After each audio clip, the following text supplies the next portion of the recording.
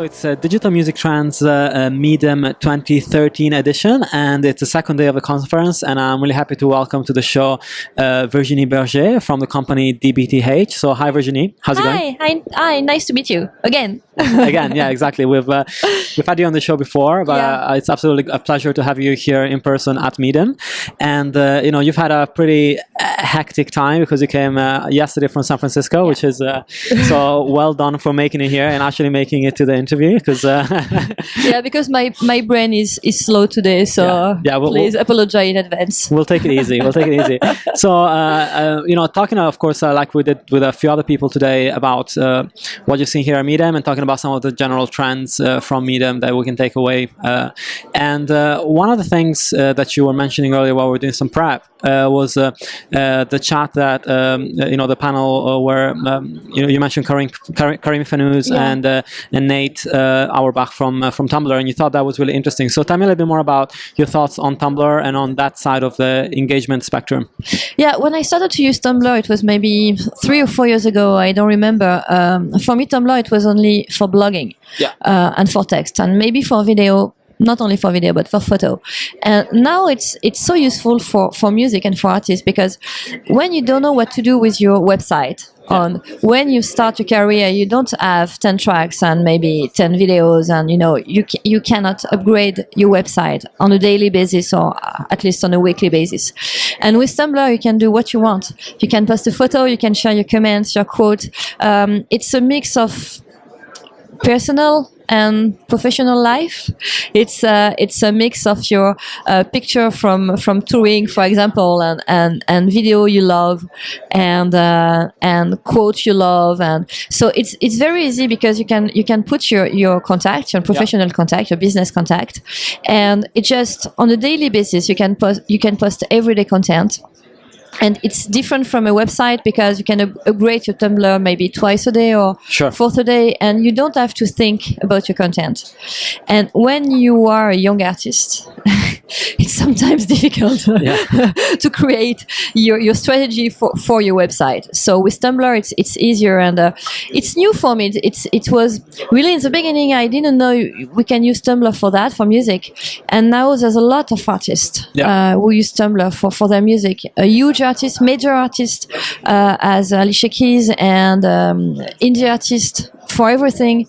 So it was very interesting. Yeah, absolutely. There's so many options nowadays. If you for a young artist that wants to start out, everybody says you should have a web presence, and a lot of people are pushing artists to have their own domain where that is regarded as the hub of everything that they do, where everything points back to. Or Ben Zugel, for example. Exactly. Do you think that those services can actually substitute the unique URL that you have as a band, or is it always better to get your own URL? Really, now I don't know. 3 months ago, I was sure that an artist need a website, and now with services as Benzoogle, for example, or Bandpage, but Tumblr, it's quite different because Tumblr, it's blog. So Tumblr, it's for the beginning. It's when you start your career. It's not you can use a Tumblr when you have a website, where it's not it's not complicated to deal with your Tumblr and with your website. Sorry, but really now with new services, with the new services, I'm not so sure that you have to create your own WordPress, because, for example, with Benzoogle, you can have your URL. Sorry, it's difficult for French people in English, and you can build your services. Shop, e-commerce, everything you need. So now in 2013, I'm not so sure. Yeah, absolutely. And so you were talking also about the amount of content that a young artist needs to start out. And there's a lot. It's often a daunting perspective, given the amount of services that are out there and the amount of content that artists may feel like they need to push out all the time in order to get attraction. So you work with a lot of artists. So what's your take on the amount of content that's really needed to get some traction in? It's a lot. It's a lot. It's not only video or photo. It's just you have to think about your content. For example, on Facebook, you have to post every day. Sure. It's not a question of content. It's not a new photo or a new video, but you have to write something. You have to write a status, for example. So you have to think about it. So it's you have to think about your strategy, your content strategy. So in terms of amount, it's a lot of time. Yeah, sure. It's a question of time. Absolutely. But once a day or once a week, once a day on Facebook, once a week maybe on your website or on Tumblr. If you have a Tumblr, you have to post a photo, a video. Sometimes it's not a video about you. It's a video about an artist you love. But you have to think about it. Yeah. And the big question, it's not the question of content. The big question is a question of time and inspiration. Absolutely. And strategy. So it takes a lot. Sure. Really. And moving on to talking about Midem in general, of course, we've seen the focus on technology. Of course, that's undoubtedly the big trend for Midem in the last 3 years or so. Yeah. But the other thing that you pointed out to me that is absolutely true and interesting is the fact that it's very US and UK focused in terms of companies that are here and also speakers at the panels. There is a larger presence of, I guess, of other countries in the Midem Lab competition. Yeah. It feels like there's a lot of smaller startups that are coming from various territories, and that's really exciting. Yeah. But there isn't a huge amount of emerging markets, like you pointed out. So why do you think that is, and how do you think emerging markets could be encouraged to take more part in Midem? You know, I was in Morocco 6 months ago. I had a chat with the boss of a startup, of music startup, and he told me, "But what do you think? Do you think we cannot use the internet and we don't have music? We don't produce music?"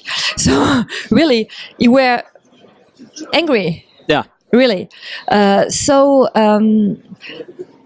It's really it's a big question because it's always about US or UK. I mean, English-speaking territories. Sorry, but most of the time. But for me, the future of music, it's not US and UK. Sorry, it's emerging territories. It's Middle East, it's South America and Africa, and especially West Africa. When you see the demography in Africa and the use of Twitter, for example, in Africa, it's crazy from Tanzania to Nigeria. Really, and the music, really, emerging music, especially in rap and hip hop, it's crazy too, especially in Nigeria. So I think Midem must increase his openness to emerging territories. It's a question of money, I think, in the beginning, because it's so expensive, really expensive. So for emerging territory, it's complicated. And it's a question of visibility too, because I travel a lot in Middle East and in Africa and in South America, and they don't know Midem. Yeah. They don't know Midem. Of course. Because Midem has no presence, and because Midem does not address this kind of people. The blog and the articles, it's always about digital strategy, but for music, for music, for US music, for I mean English speaking music. Yeah. So for me, the future, it's emerging territories, and we have to work on that. And when I'm in Lebanon, for example, or in Jordan, they absolutely don't know Midem. They don't care about Midem. They don't care about the music industry in Europe or in the US, but they want to build something. And in Jordan, it's the most connected country in Middle East. It's crazy. And the music scene is huge too. So Midem has to do something, maybe in terms of networking, maybe in terms of Midem Lab, Midem Academy, because the future of music is not how to create your Tumblr for the music market, for the American market, but it's more how to use the new tools, and especially mobile, to help artists from the emerging music market to go to Europe and US. Absolutely, and big question here is not just about improving the revenue streams that are coming in the US and in the UK and the rest of Europe, but it's about generating money that doesn't exist yet from other markets. And sometimes it feels a little bit diminutive when people talk about, for example, the African market and mobile in African market. It's always mobile.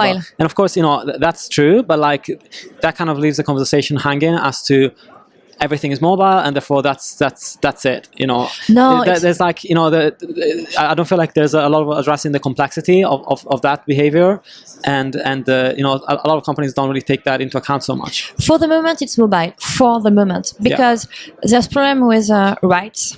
Yeah. So they have to deal with rights. But now, especially for example in Congo, in Kinshasa, the music industry is very energetic, and they are trying to build a real music industry in Congo, in Kinshasa, with right, with perception companies, with, you know, everything, distribution company, and they have platforms, they have everything. So no, it's not only mobile. They have a company like Deezer or Spotify, for example, in Congo. Yeah. So it's just the beginning, so we have to help them, because it's very interesting, and really the emerging scene, the music scene, it's so good.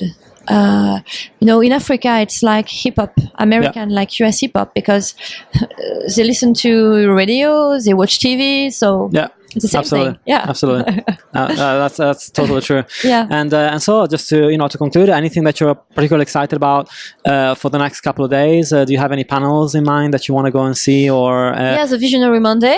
Yeah, of course. Yeah, and with the manager of Incubus. Yeah. Yeah, I want to see him, because I'm not a huge fan of Incubus, sorry, but but the strategy and the marketing is very good. So I want to listen to the manager, and Visionary Monday, because it's about disruptive creativity, but for me it's too philosophical. Yeah. So I really want to listen to disruptive creativity. Really, it's like it was like Angry Bird. Like last year, I was so angry about the guy. Yeah. It was just, listen, you know. Yeah, so sure. I want to listen to that. But yeah, it's just it's so tech. It's so about tech. So I miss artists. And you miss music, and miss music, and I miss discussion about artists and monetization for artists. So yeah, I'm looking for that. That's great. Thanks so much for your time. Thank you very much.